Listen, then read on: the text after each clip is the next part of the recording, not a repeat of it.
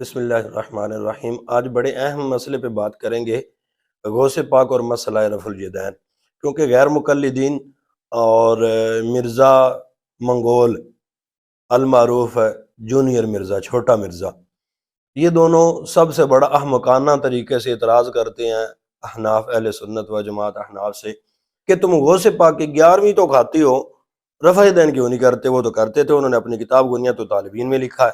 ہم کہتے ہیں کہ وہ حنبلی تھے، تو ان کا سب سے بڑا جواب مرزے نے 2 قدم آگے جا کے دیا۔ یہ کتاب غنیۃ الطالبین ان کی ہے، پوری کتاب میں انہوں نے کہیں پہ لکھا ہے کہ میں حنبلی ہوں۔ تو ہم کہتے ہیں جاہل مرزا صاحب، اگر کسی کے اپنے دعوے سے کوئی ثبوت آپ لینے کے لیے تیار ہیں تو کسی محدث کا قول آپ پیش کر سکیں گے کہ میں محدث ہوں؟ امام بخاری نے کہیں پہ لکھا ہو کہ میں محدث ہوں، امام مسلم نے، ستہ والوں نے، یا کسی مفسر نے کہا ہو کہ میں مفسر ہوں؟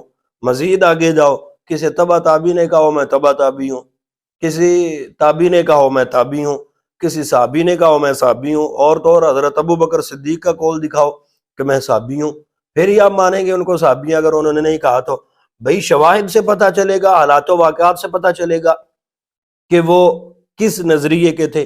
تو ان کی غنیۃ الطالبین میں سارے عبادات کے مسائل لکھے ہوئے، جتنے انہوں نے مسئلے لکھے ہیں سارے مسلک حنبلی کے مطابق ہے۔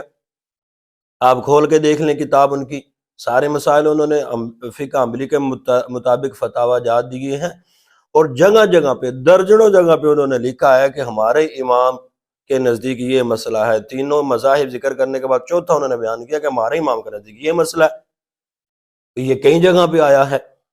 اس کے بعد سب سے بڑا جو رفع دین کا اعتراض ہے، ہم ان بیچاروں کو بتائیں گے کہ آپ لوگ کم عقل ہیں، غوث پاک آپ کا کوئی فائدہ نہیں دیں گے اس مسئلہ رفع دین میں۔ جیسے قادیانی بے وقوفی کرتے ہیں، ہم ان سے کہتے ہیں مرزا کے نبی ہونے پہ ہم سے بات کرو، حضور صلی اللہ علیہ وسلم کے آخری نبی ہونے پہ بات کرو، وہ ان دونوں موضوعات کو چھوڑ کے بھاگتے ہیں حضرت عیسیٰ کی زندگی پہ بات کرنے کے کہ وہ زندہ ہیں کہ نہیں ہیں، یہاں پہ بھاگ کے بات کریں گے۔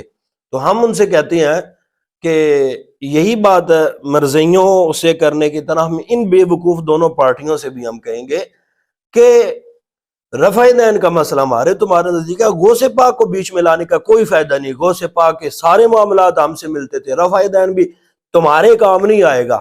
کیسے نہیں آئے گا؟ ابھی آپ سماعت فرمائے۔ غوث پاک رضی اللہ عنہ نے اسی غنیۃ الطالبین، یہ جو میرے پاس کتاب ہے، اسی میں یہ آپ پیج اس کا دیکھ سکتے ہیں، آپ کے سامنے ابھی کھلا ہوا ہے، لکھا ہے کہ تم پر اہل سنت و جماعت کی پیروی لازم ہے، اور اہل سنت و جماعت فرقہ ناجیہ یعنی نجات پانے والا فرقہ ہے، باقی سارے گمراہ ہیں۔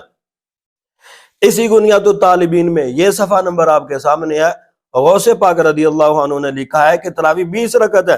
غیر مقلدین اور مرزا منگول پارٹی والے یہ تو 8 رکعت تراویح پڑھتے ہیں۔ رؤیت باری تعالیٰ اسی غنیۃ الطالبین میں غوث پاک نے لکھا ہے کہ معراج کی رات نبی کریم صلی اللہ علیہ وسلم نے اللہ کا دیدار کیا، لیکن یہ دونوں پارٹیاں نہیں مانتی۔ غوث پاک تمہارے تو نہ ہوئے، تو پہلی بات تو یہ ہے کہ ان سارے مسائل میں وہ ہمارے ساتھ ہیں، ہم ان کے ساتھ ہیں، ہم ان کی پیروی کرتے ہیں۔ پیچھے رہ گیا مسئلہ رفع دین، تو اس کی حقیقت سب سے اہم وہ سمجھیے گا۔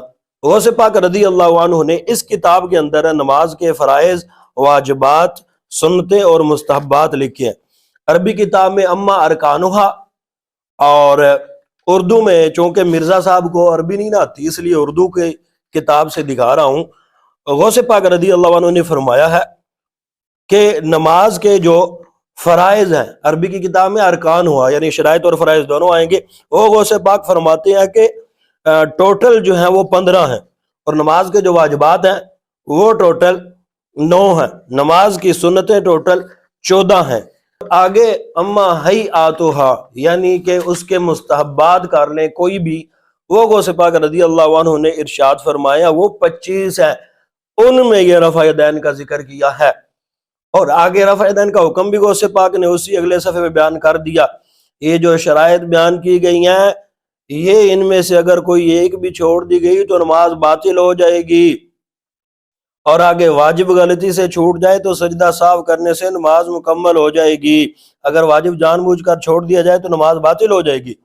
آگے جو مین بات ہے، ان بیچاروں کا منہ توڑ جواب ہے، وہ یہ بات غوث پاک نے لکھی ہے کہ کسی سنت یا مستحب کے ترک کرنے سے نہ تو نماز باطل ہوتی ہے، نہ ہی سجدہ سہو لازم آئے گا۔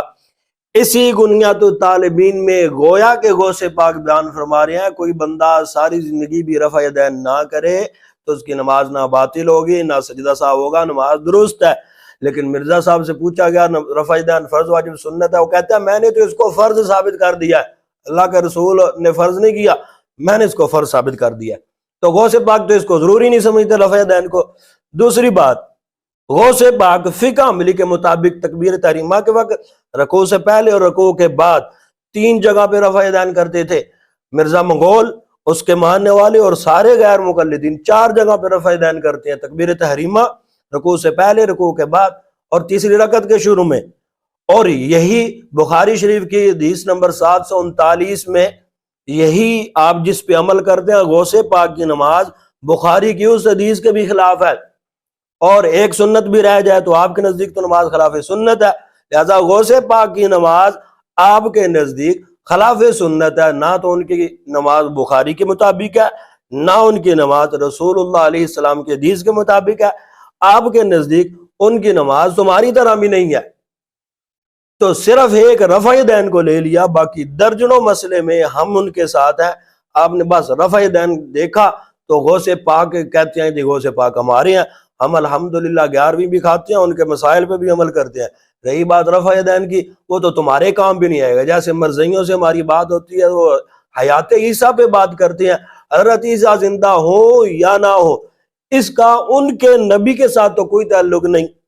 ایسے ہی غوث پاک رضی اللہ عنہ کا رفع یدین تمہارے والا ہے ہی نہیں، نہ ہمارے والا نہ تمہارے والا، لہذا ان کی دلیل دینا اور اس سے بات کرنا بھی تمہارے لیے تو بالکل فضول ہے۔ تم غوث پاک کا حوالہ کس منہ سے دیتے ہو؟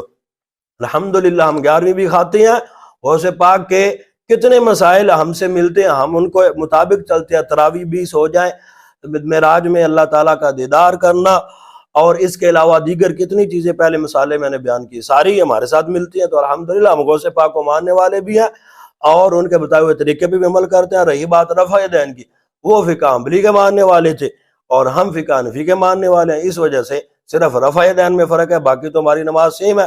انہوں نے فرائض واجبات سنتے مستحبات بھی بیان کی ہیں، اور غیر مقلدین کہتے ہیں نماز کے کوئی فرائض واجبات سنتے نہیں ہوتی۔ اللہ تعالیٰ ہمیں حق قبول کرنے کی توفیق عطا فرمائے، آمین بجاہ نبی الامین صلی اللہ علیہ وسلم۔